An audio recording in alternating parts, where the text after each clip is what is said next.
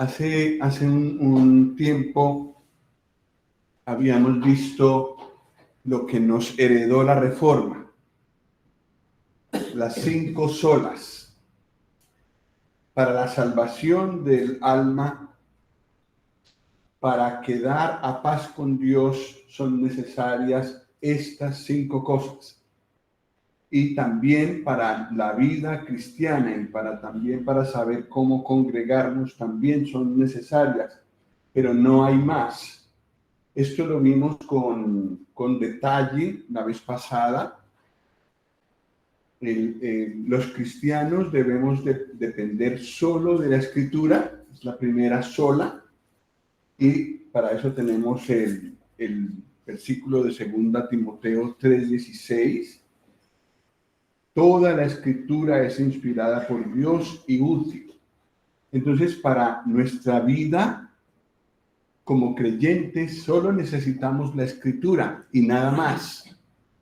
La Escritura es la autoridad final de lo que hacemos, de cómo pensamos, ¿cierto? No tenemos otros libros aparte de la Biblia, bueno, el calendario, pero no lo usamos aquí. No tenemos que enseñar del calendario, enseñamos de la Escritura, abrimos la Escritura, meditamos en la Escritura. Y si de lo que hacemos aquí hay algo en contra de la Escritura, por favor háganoslo saber, porque tenemos que ajustar todo nuestro comportamiento a la Escritura. Por eso hay que leerla. Hay que leerla. Está pasado de moda leer la Biblia y solamente escuchamos.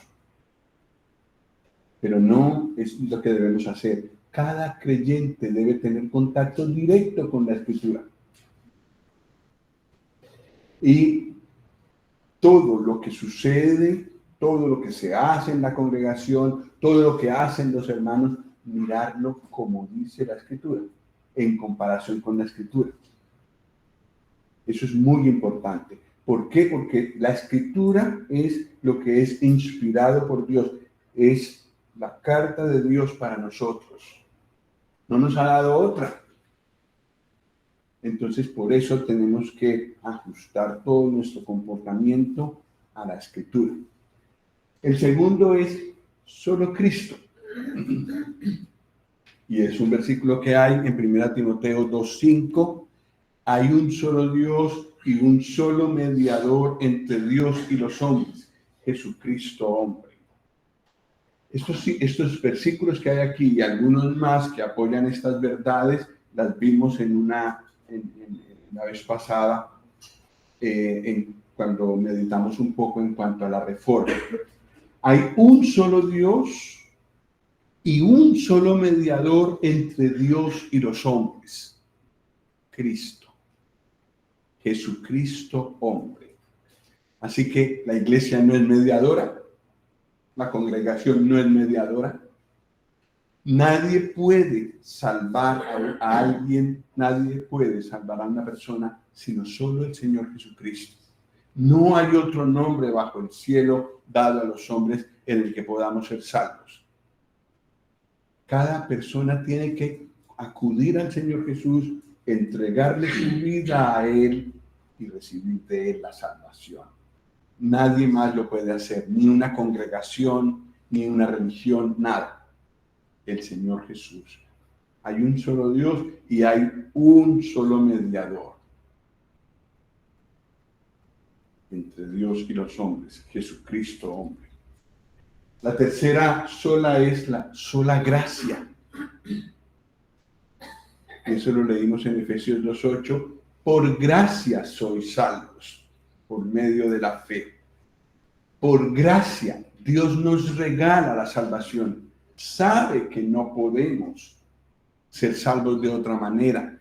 Sabe que con nuestros mejores esfuerzos no podemos alcanzar la pureza que Dios quiere. Entonces necesitamos su gracia.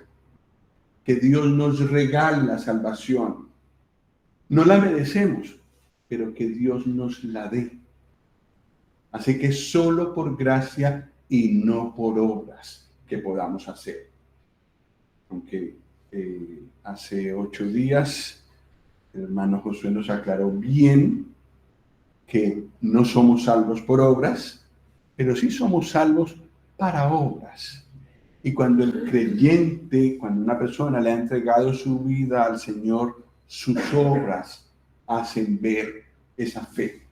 Cuando una persona dice, yo creo en el Señor Jesús y le he entregado mi vida a Él, pero vive como los demás que no han tenido un encuentro con el Señor, ya sabemos que esa fe no es verdadera. Podrá él decir lo que quiera, pero se ve que no.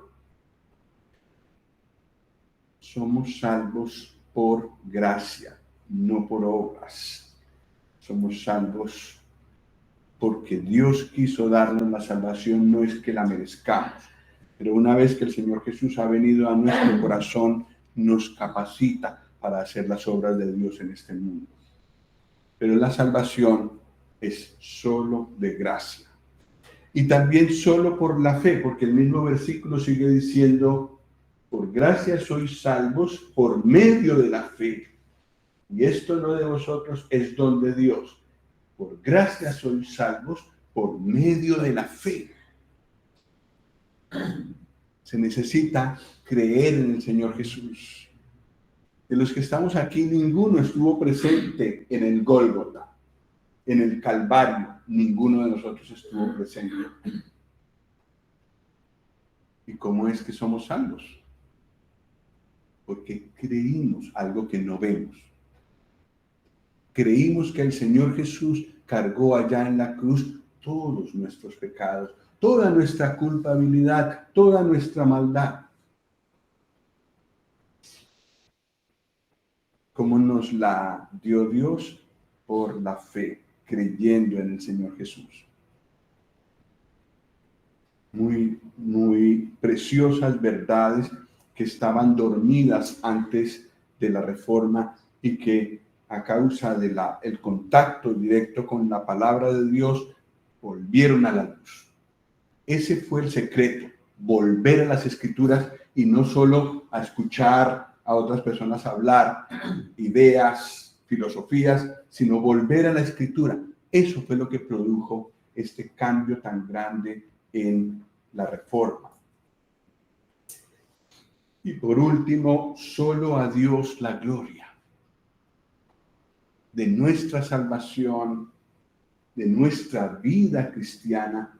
Solo Dios debe tener la gloria. Preciosa verdad, porque todos los seres humanos queremos protagonismo, queremos aplausos, queremos que nos exalten, queremos plataformas, queremos ser más que otros. Y resulta que para la salvación todos estamos en el mismo sitio, en el lodo. Y de allí Dios nos tuvo que rescatar.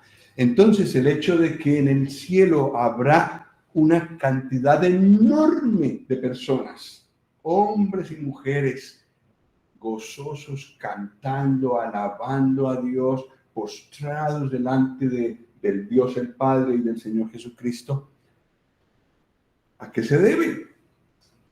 ¿Por qué el cielo estará tan lleno? La casa de Dios llena. ¿Por qué? Los méritos todos son de Dios.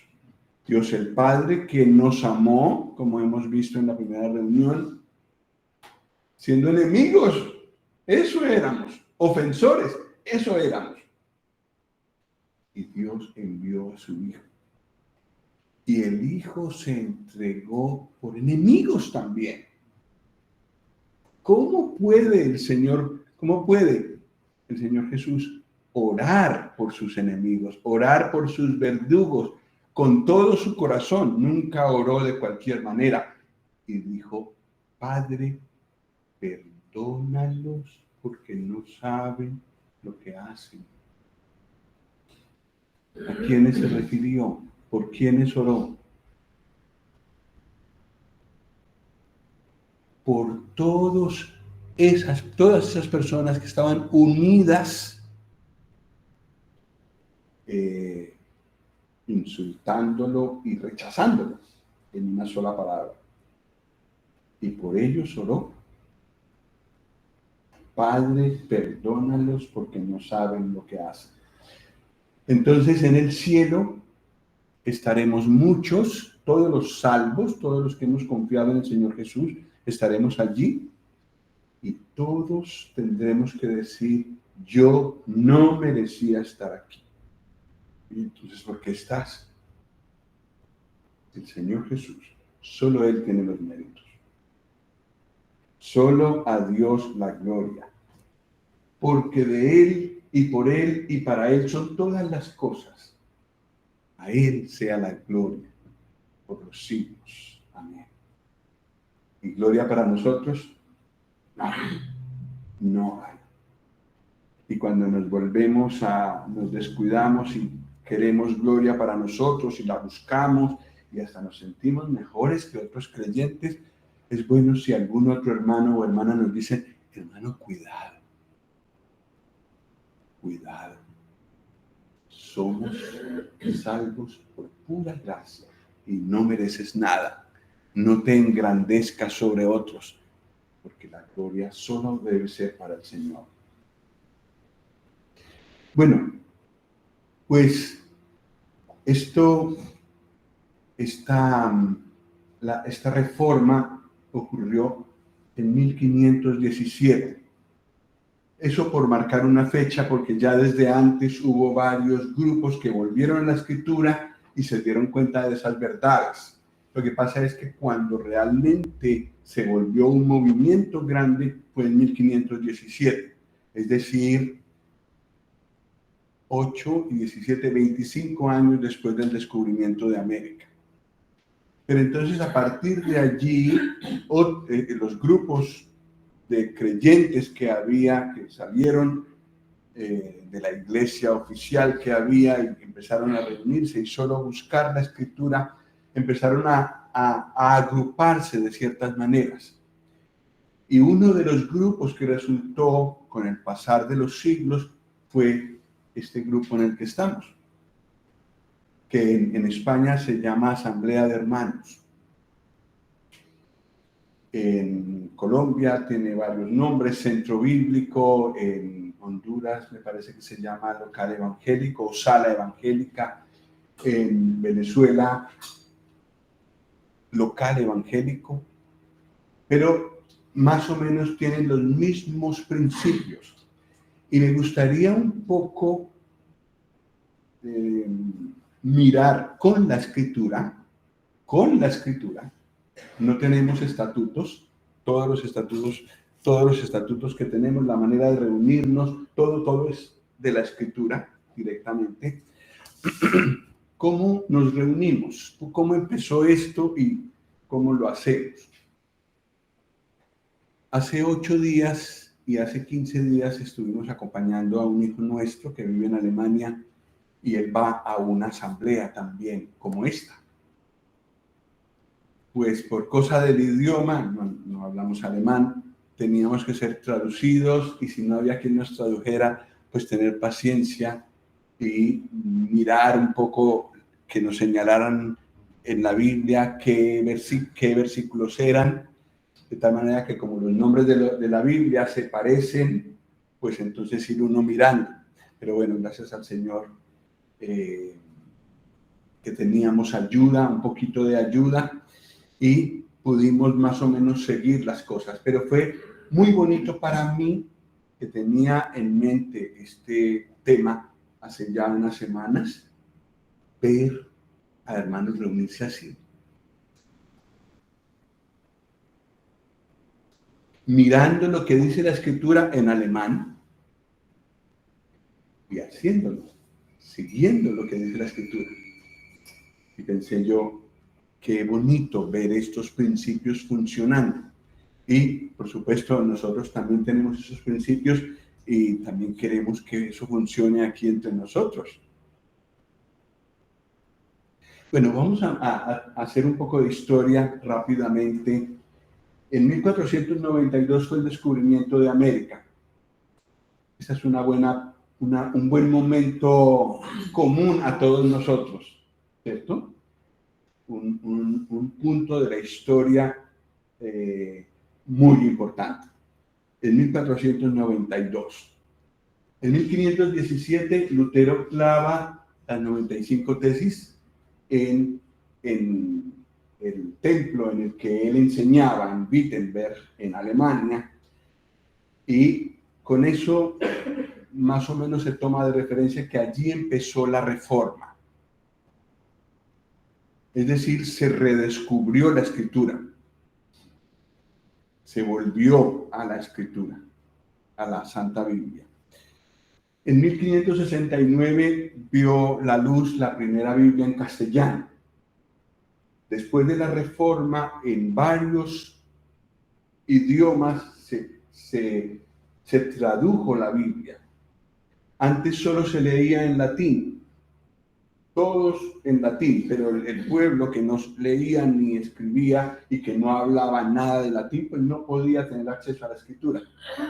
Pues en 1569 la tuvimos en castellano y a partir de ahí pues hemos tenido varias revisiones, pero básicamente es este texto.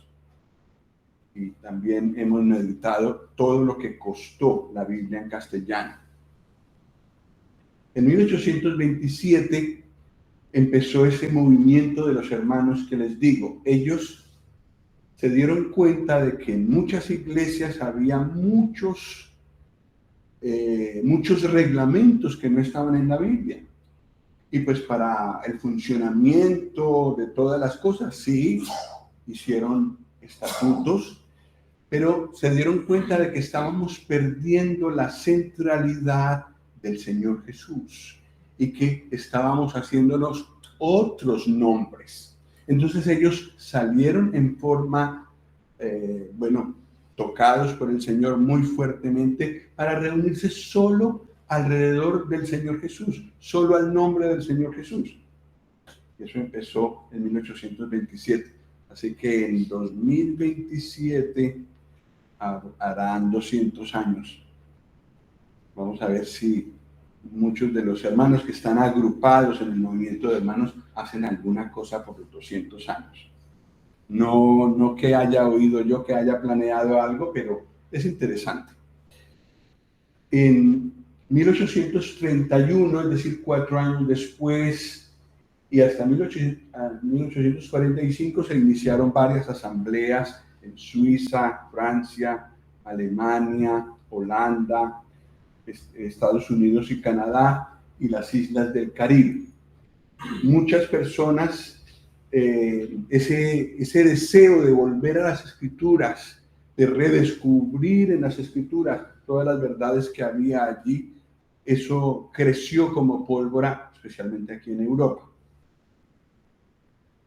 Sin embargo, en el año 45, entre el 45 y el 48, hubo una división entre hermanos abiertos y cerrados. Un problema que ha tenido el movimiento de los hermanos ha sido el orgullo. Eso hay que reconocerlo, porque sentimos, y muchas veces hemos sentido que nosotros estamos como en la cumbre de las iglesias cristianas, como en lo más puro, y que todas las demás congregaciones están como en las faldas de esa montaña, y que nadie hay como nosotros. Y ¡pum! Eso ha hecho, el Señor lo ha permitido, que haya habido varias divisiones como para el Señor enrostrarnos que sin Él no somos nada y que si tenemos algo, se lo debemos a Él. Yo creo que si nosotros, esta congregación, aquí en la calle Cruz Roja, busca seguir los principios bíblicos, busca hacer las cosas como dice el Señor, empieza a enorgullecerse, es posible que el Señor también permita una división o algo que nos vuelva a humillar, para que solo a Él le demos la gloria.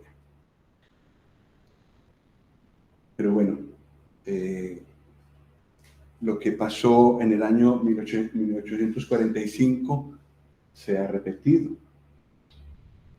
y se puede seguir repitiendo si no nos guardamos humildes y reconociendo que todo lo que podemos estudiar de la Escritura es por gracia, que estamos donde estamos por gracia.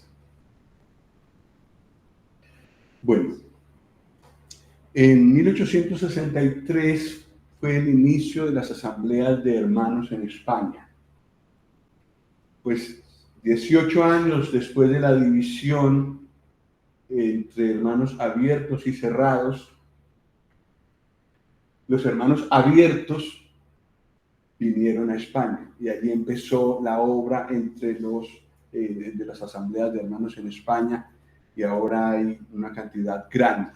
Lo que pasa es que hay hermanos abiertos, es decir, que han buscado incorporar muchas cosas en las reuniones que nosotros no las vemos en la Escritura, y por eso no las hemos incorporado nosotros. Pero ese inicio fue en 1863. En 1908, investigando, comenzaron las asambleas de hermanos en Paraguay.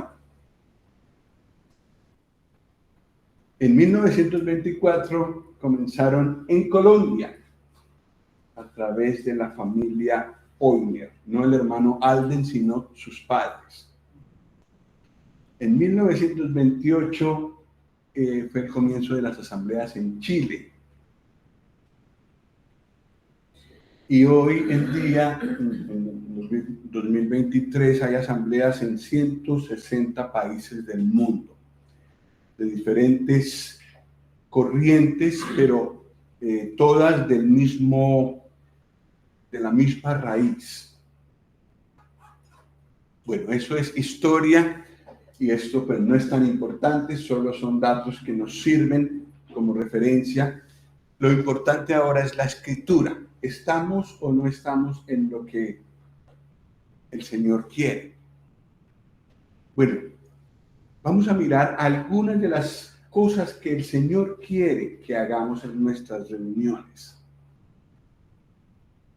Todos los que pertenecemos o los que estamos en el grupo de asambleas de hermanos y los que no, son principios bíblicos para todos. Una cosa que ha caracterizado a los hermanos, a las asambleas de hermanos, es esto. Mateo 18:20.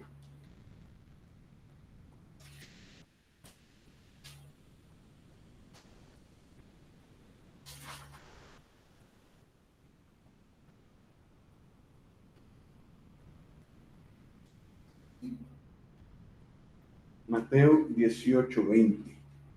¿Lo tienes, Emilio, por favor? ¿Lo puedes leer aquí?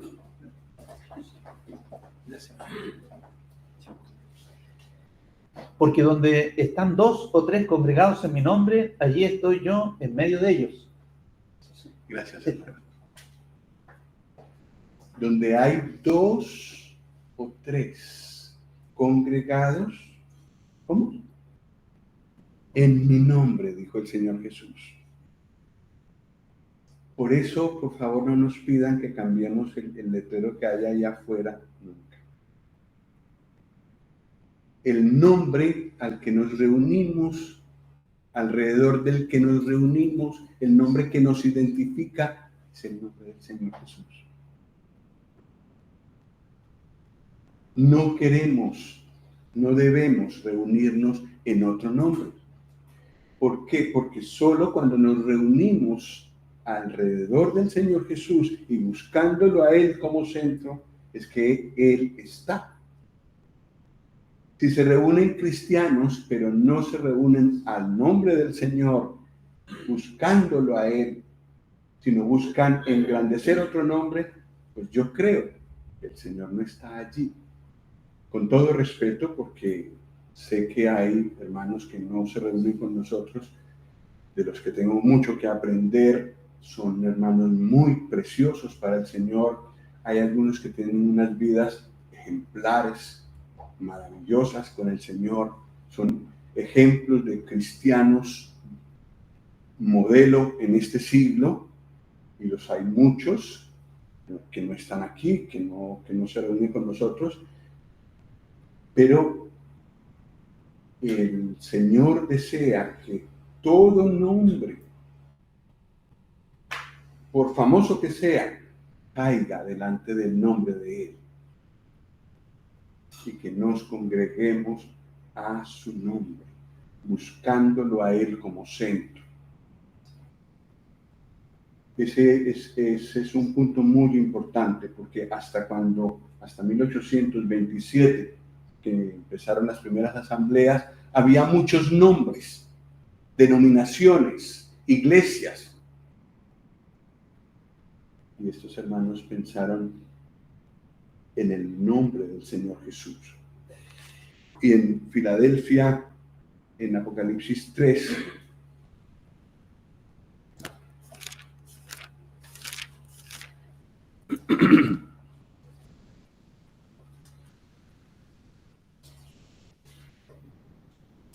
en Apocalipsis 3, versículo 8, el Señor está evaluando la iglesia de Filadelfia y le dice: yo conozco tus obras. ¿Estoy leyendo bien? Sí, 8. Yo conozco tus obras. He aquí, he puesto delante de ti una puerta abierta, la cual nadie puede cerrar, porque aunque tienes poca fuerza, has guardado mi palabra y no has negado, ¿qué cosa? Mi nombre. Buscar otro nombre para reunirnos.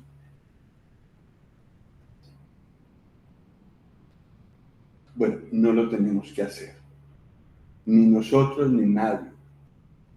Tenemos que buscar ese nombre y honrar ese nombre y recordar y hacerlo notorio, ese nombre entre nosotros siempre. No solo congregacionalmente, sino también en nuestra vida. Tendríamos que hablar más de Él que de nosotros mismos. Tendríamos que hablar más de Él que de hermanos muy famosos. Que el Señor nos ayude en esto. Un segundo principio bíblico es el principio del único cuerpo. Efesios 4.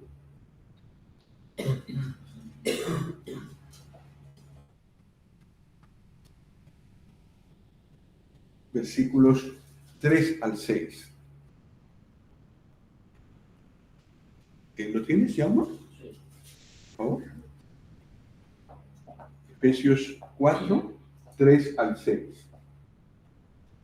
Solícitos en guardar la unidad del Espíritu, en el vínculo de la paz, un cuerpo y un espíritu. Fuisteis también llamados en una misma esperanza de vuestra vocación, un Señor, una fe, un bautismo, un Dios y Padre de todos, el cual sobre todos y por todos y en todos. Hasta aquí. Hasta ahí. Sí, está ahí. Sí. Sí. Gracias. Las dos primeras palabras del versículo 4 ¿son cuáles? Un cuerpo. Y está puesto al lado de un espíritu, un Señor, un Dios y Padre de todos. La unidad de Dios está visualizada en la iglesia, en esa unidad del cuerpo. Un solo cuerpo. Esa es una verdad maravillosa, pero también desconocida. Todos los creyentes que hay en Hospitalet, aunque no los conocemos a todos y se reúnen en diferentes lugares, somos parte del mismo cuerpo. Fueron librados por el mismo sacrificio, fueron limpiados, cada uno de los miembros de cada uno de ellos ha sido limpiado por la misma sangre que nosotros. Y cuando el Señor Jesús venga por su iglesia, se llevará una sola. con todos los creyentes. Esa es una verdad muy importante. No podemos reunirnos todos juntos en un solo lugar. Necesitaríamos un estadio probablemente. Pero tampoco es importante tener que ver esa unidad visualmente con estos ojos. Nos basta que para el Señor es así. Y cuando Él venga por nosotros, llevará una sola iglesia, un solo cuerpo.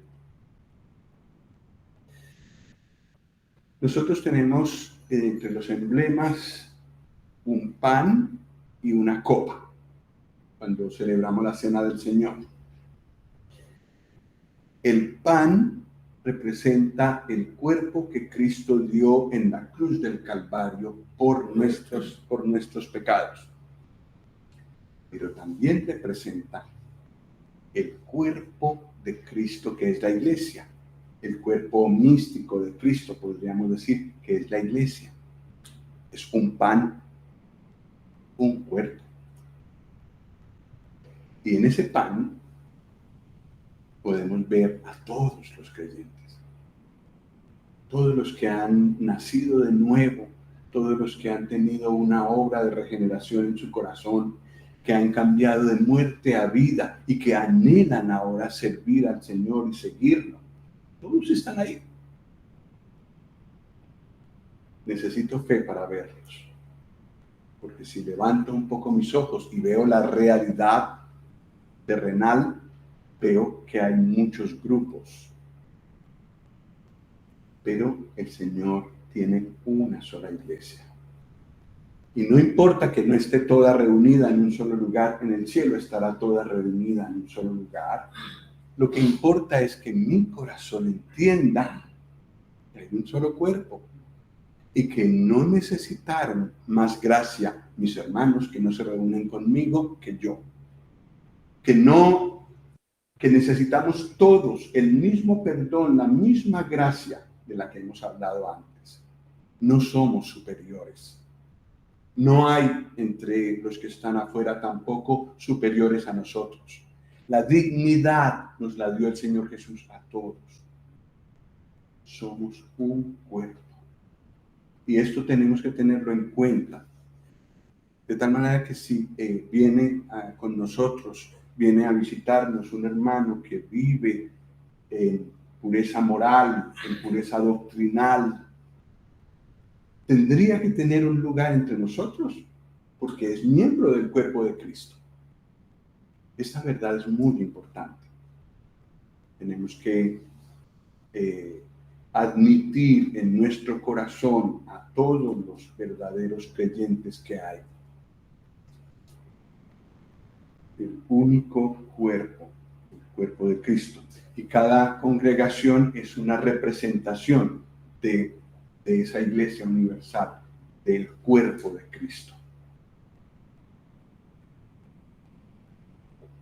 Un tercer principio que vemos en la Escritura y que nos debe servir para reunirnos es la dependencia del Espíritu Santo.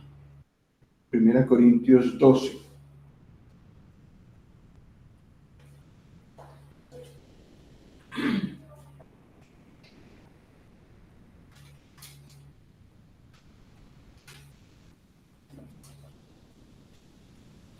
Versículo 7.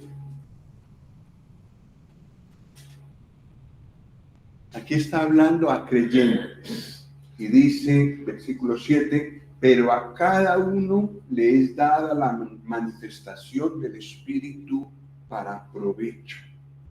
Y en el versículo 11, pero todas estas cosas las hace uno y el mismo Espíritu, repartiendo a cada uno en particular como Él quiere.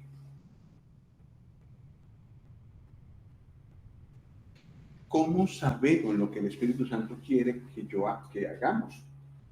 ¿Cómo sé yo qué es lo que el Espíritu Santo quiere que yo haga, que yo trabaje? Es escuchando la voz del Espíritu, escuchando al Espíritu que vive en mi corazón y que me guía según la voluntad de Dios. A cada uno de los creyentes le es dada manifestación del Espíritu para provecho. Es decir que si todos dependemos del Espíritu Santo, dependemos del Señor, estamos a sus pies para que Él nos guíe en las decisiones que tomamos, en el servicio que hacemos, deberíamos todos estar diligentes haciendo algo, porque el Señor a algo nos mueve por su Espíritu. Él lo dice en su palabra, a cada uno le es dada la manifestación del Espíritu para provecho de los demás. Esto también ha sido es una verdad que nos debe gobernar en nuestra manera de reunirnos. El Espíritu Santo debe guiarnos, pero no solo individualmente, que cada uno sepa qué quiere el Señor que haga, sino como congregación. Y yo creo que si hay una cosa hermosa de ver en esta tierra es eso. Cuando en una reunión hay tal dependencia del Espíritu Santo que un hermano dice una cosa, un hermano dice otra, otro hermano dice otra, no a la vez, sino uno a continuación del otro, y hay armonía de pensamientos. No siempre se ve, pero yo creo que esa es la voluntad de Dios, que haya tal dependencia de cada uno del Señor, que entre nosotros también nos movamos con armonía, tal como se mueven los cuerpos celestes en la inmensidad del universo, que la Tierra es tan grande y va girando y no se choca con nada, armoniosamente va con todo, alrededor del Sol, como los otros planetas, y toda la Vía Láctea se va moviendo en la inmensidad del universo, en plena armonía y suavidad. Así debería pasar en la iglesia, dependiendo todos del Espíritu Santo. Pero no solo en la iglesia, en la vida personal. Y eso es de lo que habla este versículo, es el último que leeremos hoy, Gálatas 5:25.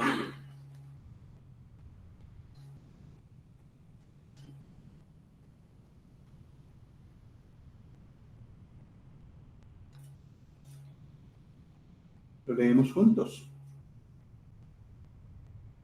Gálatas 5:25. 1, 2, 3. Si vivimos por el Espíritu, andemos también por el Espíritu. El Espíritu Santo nos trajo al Señor Jesús. Puso en nosotros esa urgencia y nos doblegó delante del Señor Jesús y le rendimos nuestra vida. Cuando le rendimos nuestra vida al Señor, el Espíritu Santo vino para vivir en mi corazón y mora en mí. De tal manera que ahora cada creyente es templo del Espíritu Santo. Templo del Espíritu Santo. En el templo de Dios, donde el Espíritu Santo gobierna, se debería hacer solo la voluntad de Dios. Y como dice en un salmo en el Antiguo Testamento, en su templo todo proclama su gloria. Así debería ser en cada cuerpo, en cada vida de creyente, pues guiados por el Espíritu, andando por el Espíritu, el domingo, el lunes, el martes, el sábado por la tarde, el sábado por la noche, porque el Espíritu Santo vive en mí, vive en el creyente. Entonces, sencillamente es cuestión de permanecer conectados, dependiendo del Espíritu Santo todo el tiempo. Y si vemos que hay una cosa que interrumpe nuestra comunión con el Señor, por su espíritu en mí, que me siento turbado, que me siento mal, arreglarlo, como dijo el hermano Jaume, arreglarlo para que estemos en sintonía con el Espíritu Santo. El Espíritu es santo, el Espíritu de Dios es santo. Entonces, toda cosa que no es santa le estorba. Eso es lo que tiene que ser quitado constantemente para que yo pueda depender del Espíritu Santo. Pero eso no es una cosa exclusiva de algunos. Todo creyente tendría que andar en el Espíritu. Y la invitación final hoy es a esto. Que no sean solamente palabras muy bonitas, andar en el Espíritu, depender del Espíritu, vivir por el Espíritu, sino que sea una realidad en cada uno de nosotros, todos los días de la semana. De tal manera que cuando nos reunamos, sencillamente se reúnen hermanos y hermanas guiadas por el Espíritu Santo por todas partes, más o menos como será en el cielo, ¿verdad? Bueno, hay más principios, pero tendremos que dejarlos para otra ocasión. Estos tres son muy importantes para retener que el Señor sea el centro de todo y la autoridad entre nosotros.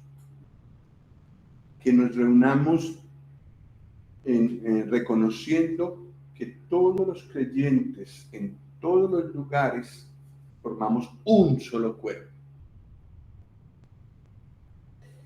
Y que necesitamos depender del Espíritu Santo en nuestra vida diaria, pero también en nuestras reuniones. El Espíritu Santo es el que debe guiarnos en todo.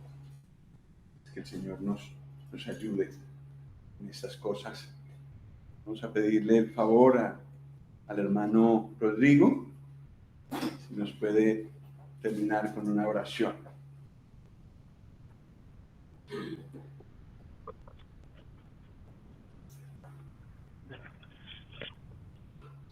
Nuestro Dios y nuestro Padre, gracias por tu palabra. Y ante todo, gracias por el Espíritu Santo que tú nos has dado desde el momento en que pusimos nuestra confianza en ti, en tu obra. Nos has bautizado con Él. Pero tenemos que reconocer que en nuestra vida como creyentes fallamos y no permitimos que el Espíritu llene nuestras vidas. No vivimos en la plenitud de Él. Ayúdanos, Padre. Ayúdanos, Padre, a vivir una vida que te agrade a ti. Y Padre, como asamblea, ayúdanos a tener presente la centralidad de Cristo en nuestras reuniones, así como Él debe ser el centro en nuestras vidas.